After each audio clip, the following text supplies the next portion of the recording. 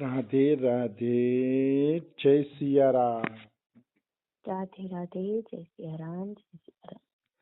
આપણે શ્રી શ્રી ગોપાલ ભટ્ટજીનું ચરિત્ર ચાલે છે. ગોપાલ ભટ્ટજીના ચરિત્રમાં આપણે આગળ વધીએ તો વૃંદાવન કી માધુરી ઇન મિલી આસ્વાદન કિયો. વૃંદાવનની જે લીલાઓ છે, વૃંદાવનનું જે માધુર્ય છે, એ બધું માધુર્ય આ ભક્તોએ ભેગા મળીને આસ્વાદન કર્યું. એક વાત યાદ રાખવાની છે કે વ્રજ ભક્તિ ભેગા મળીને આસ્વાદન કરવાની ભક્તિ છે. આ એકલા એકલાની ભક્તિ નથી. હા, કોઈને એકાંત ગમતું હોય, ભગવત ચિંતનમાં આનંદ આવતો હોય તો એકાંત કરી શકે છે ભજન, એવું નથી. પણ વ્રજની મજા હાથી એ છે કે બે પાંચ ભક્તો ભેગા મળીને કૃષ્ણ ચર્ચા થાય, કૃષ્ણ કથા થાય ગોપીઓની જેમ, અને કૃષ્ણ કથાનો આનંદ લેવા મળે, એ જ સાચી વ્રજ ભક્તિ છે. અને એમાંય નામ રૂપ લીલા ધામ આ ચારેય મધુર છે. તો ભગવાનનું ધામ કેવું મધુર છે એનું એક પદ જોઈએ આપણે. તો એનું પદ એવું છે, જો કો વૃંદાવન રસ ચાખે. જો કોઈ વૃંદાવનનો રસ ચાખી લે છે, મતલબ વૃંદાવનની ભક્તિનો કોઈ રસ ચાખી લે છે, તો બીજા રસ એના માટે ફીકા થઈ જાય છે. એકવાર કોઈ વ્રજભૂમિમાં આવે અને અહીંની ભક્તિનો રસ ચાખી લઈએ તો બીજા રસ એના માટે ફીકા થઈ જાય છે. જો કોવ વૃંદાવન રસ ચાખે, ખારી લગત ખાંડ અરુ ખારક આન દેશ કી દાખે. જો વૃંદાવનનો રસ તમે પી લીધો તો ખાંડે તમને ખારી લાગશે અને ખારકે ખારી લાગશે. ખારક આપણી ભાષાનો શબ્દ છે. અને દાખે એટલે દ્રાક્ષ. આન દેશ કી દાખે. ખાંડ, ખારક અને દ્રાક્ષ આ ત્રણેય મીઠા પદાર્થ છે. પણ એમ કે જેને વ્રજનો રસ મળ્યો છે, કૃષ્ણ કથાનો, કૃષ્ણ નામનો અને વ્રજની મહિમા ગાવાનો રસ મળ્યો છે, એને પછી ખાંડ, ખારક અને દ્રાક્ષ ત્રણેય ખારી લાગવા માંડે છે.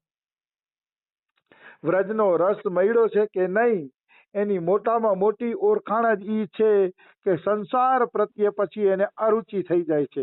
સંસાર એને બહુ મીઠો લાગતો નથી.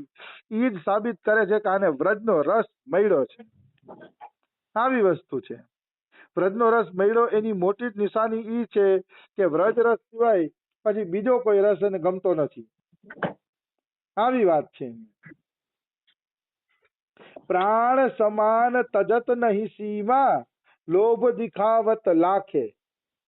એને લાખો લોભ દેખાડો તોય ઈ ક્યારેય છે ને પ્રાણ વયા જાય તો પણ ઈ કોઈ દી ધામની સીમા છોડતો નથી. અહીંયા લખાયું છે કે લાખ લાખ લોભ દેખાડો તો પણ ઈ ધામની સીમાને છોડતો નથી.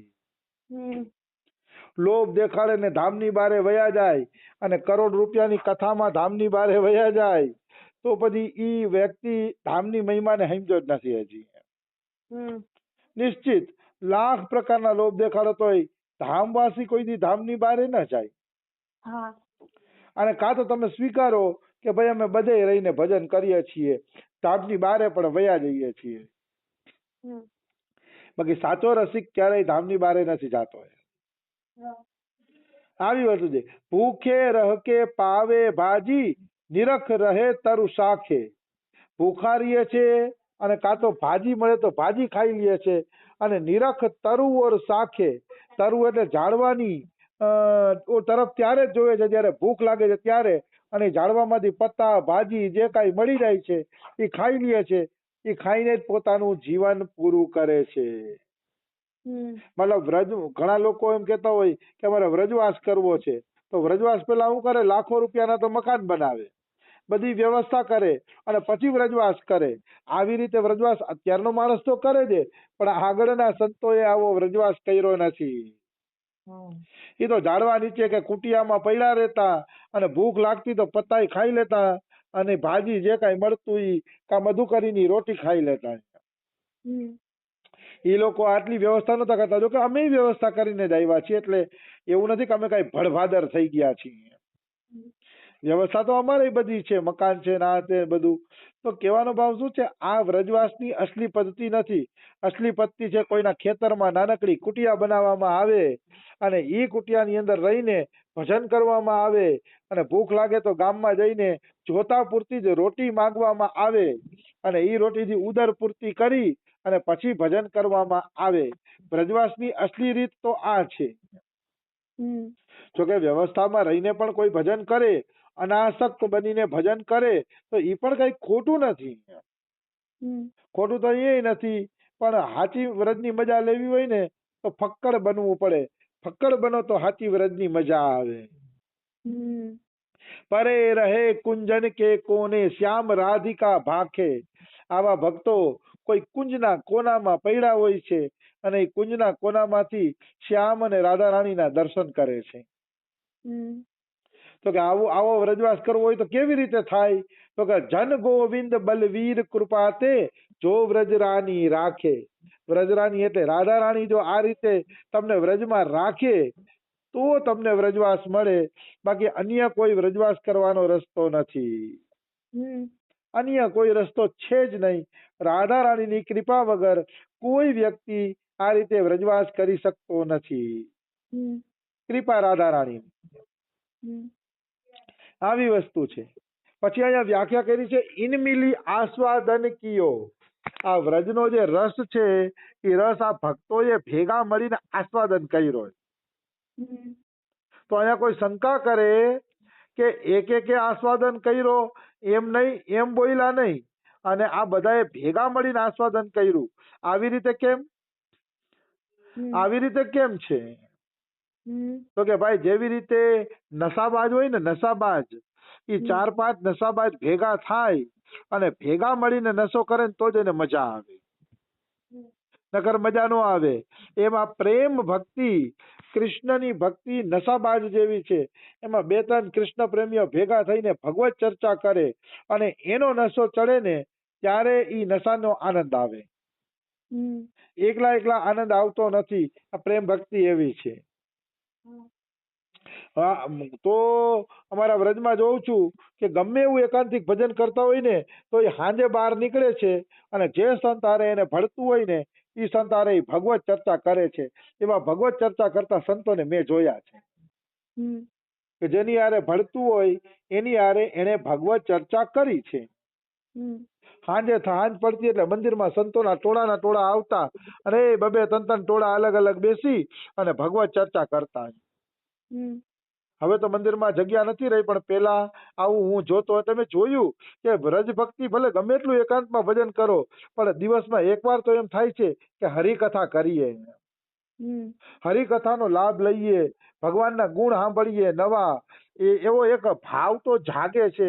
અને અમારા બાબા પણ કહેતા હતા કે 3-4 દી નીકળી જાય અને જો તમને હરિકથા સાંભળવા ન મળે અને હરિકથાની પ્યાસ જાગે કહો ક્યાંકથી હરિકથા સાંભળીએ, હવે તો ક્યાંય 5 દી નીકળી ગયા, હરિકથા સાંભળી પ્યાસ જાગે તો માનવાનું તમારી ભક્તિમાં પ્રગતિ થઈ રહી છે. આ અમારા બાબાના વાક્ય છે કે 3-4 દી સત્સંગ વગર વયા જાય તો આફરો ચડવો જોઈએ કે અરે 3-4 દી સત્સંગ વગર વયા ગયા. સત્સંગ વગર કેવી રીતે દિવસ પૂરો કરવો? હરિચર્ચા હરિકથા વગરના દિવસો જાય અને વ્યાકુળતા ન થાય તો માનવાનું એને સત્સંગમાં પ્રેમ જ નથી, અને સત્સંગમાં પ્રેમ નથી તો એની ભક્તિ બહુ આગળ નહીં વધી શકે, બહુ આગળ નહીં જાય. એ થોડાક સમયમાં જ એની ભક્તિ છે ને દમ તોડી દેશે, નિશ્ચિત દમ તોડી દેશે. સત્સંગ વગર કોઈની ભક્તિ આગળ વધી હોય એવું આજ સુધી બન્યું નથી.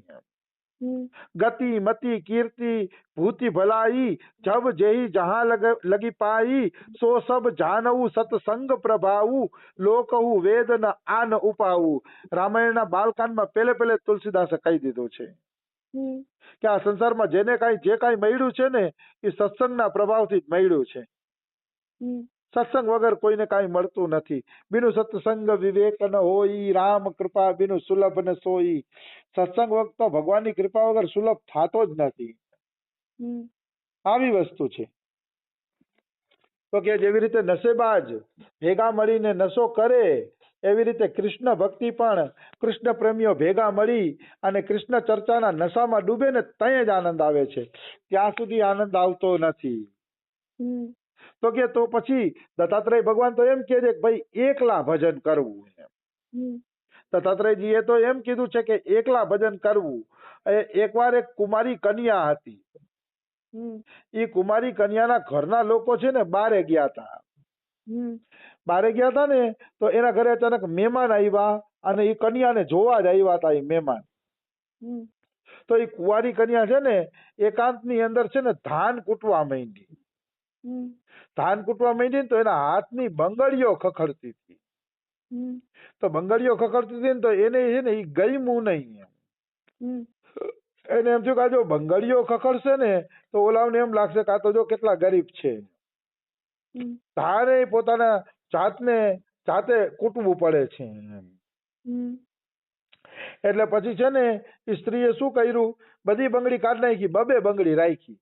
હમ અને બબે બંગડી રાખ્યા પછી પાછું ઈ ધાન કૂટવા માંડે છે. એ બેન હમ બબે બંગડી રાખીને પાછા ધાન કૂટવા માંડ્યા ને ઈ બેન તો બે બંગડી ખખડ ખખડ થતી હતી તો એને એક એક કાઢી નાખી અને એક એક બંગડી જ રાખી. હમ પછી એક એક બંગડી રાખી ને પછી અવાજ થયો નહીં. તો દત્તાત્રેય ભગવાન આ બધું જોતા હતા, કારણ કે દત્તાત્રેય ભગવાન ત્યારે ત્યાંના મહેમાન બન્યા હતા. હમ દત્તાત્રેય ભગવાન પણ ત્યારે એના મહેમાન બન્યા હતા. એટલે એને આ જોયું, જોતા વેતા જ એને એ કુંવારી કન્યાને ગુરુ માની લીધા કે જો વધુ બંગડી ખખડે એમ વધુ સાધકો ભેગા થાય ને તો કલહ જ થાય. આ હાચું ને ઓલું ખોટું ને આ હાચું ને ઓલું ખોટું ને વધુ સાધક ભેગા થાય તો કલહ જ થશે. અને બે સાધક ભેગા થશે ને તો કાંઈક ચર્ચા ખટખટ તો થઈ જ જશે.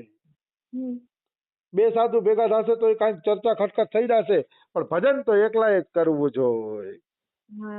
આવું દત્તાત્રેય ભગવાને કીધું. ભજન એકલા, અને ભક્તિ માર્ગમાં આ લાગુ પડે છે. એવું નથી કે આખો દી સાધુઓની વચ્ચે ગપાડા જ મારે રાખવા. એવું નહીં, સત્સંગ માટે ભેગા થાવ, પછી એકલાય ભજન કરો, એકલાય ચિંતન કરો, એકલાય ઠાકોરને યાદ કરો. એકાંત પણ જોશે ભક્તને. તો મારો કહેવાનો ભાવ શું છે, દત્તાત્રેય ભગવાને આ રીતે કુંવારી કન્યાને ગુરુ બનાવ્યા. તો કે તો ભક્તિમાં એકલું રહેવું જોઈએ. તો ઇનમિલી આસ્વાદન કયો એવું શા માટે લખ્યું અહીંયા કે આ બધાએ વ્રજની માધુરીનો ભેગા મળીને આસ્વાદન કર્યું, તો એકલા રહેવું જોઈએ તો અહીંયા આવું કેમ કીધું? તો કે એનું સમાધાન એ છે કે યોગ માર્ગ અને જ્ઞાન માર્ગમાં એકાંત જરૂરી છે. કારણ કે યોગ માર્ગ ને જ્ઞાન માર્ગમાં મનને સ્થિર કરવાનું હોય અને મનને સ્થિર એકાંતની અંદર જ થાય. પણ ભક્તિ માર્ગમાં સત્સંગનો નિષેધ નથી. ભક્તિ માર્ગમાં તો એમ કીધું છે કે જેટલા વધુ ભક્તો મળશે, જેટલા ભક્તો વધુ ભેગા થશે અને જેટલા ભક્તો ભેગા મળીને કથા કીર્તન કરશે, એવું જ એક દિવ્ય વાતાવરણ ઊભું થશે. જ્યાં ભક્તોનો મેળાવડો ભેગો થયો હોય અને એને બધા હરિકીર્તન કરતા નાચતા હોય તો એનો કંઈક આનંદ જ કંઈક અલગ હોય. ભક્તિ માર્ગ તો છે ને સુહાગીન નારી જેવો છે. સુહાગીન નારીના હાથમાં જેટલી ચૂડી હોય ને એટલી જ એ સુહાગીન નારી હારી લાગે. એવી રીતે ભક્તિ માર્ગમાં જેટલા સાધકો ભેગા મળીને કીર્તન કરે, જેટલા વધુ લાભ લે ને એટલું જ સારું લાગે. એને જ કીધો છે ભક્તિ માર્ગ. એટલે મનુષ્યએ ભક્તિ માર્ગની અંદર કથા કીર્તન કરવા જ જોઈએ, કથા કીર્તનમાં ભેગું થવું જ જોઈએ અને ખૂબ ઉત્સાહપૂર્વક નાચવું જોઈએ, આનંદ કરવો જોઈએ. એ જ ભક્તિ માર્ગનો અસલી રસ્તો છે. આવી વસ્તુ છે. એટલે વિધવા સ્ત્રીના હાથમાં ચૂડી ન હોય ને તો બરોબર છે, પણ સુહાગીનના હાથમાં તો ચૂડી હોવી જોઈએ. એમ જ્ઞાન માર્ગ ને યોગ માર્ગ વિધવા નારી જેવો છે. એ એકલા હોય તો સારું લાગે, એને એકલા રહેવાની છૂટ છે. પણ ભક્તિ માર્ગ તો સુહાગીન નારી જેવો છે. એટલે ભક્તિ માર્ગમાં કોઈ એકલા ન રહેવું જોઈએ.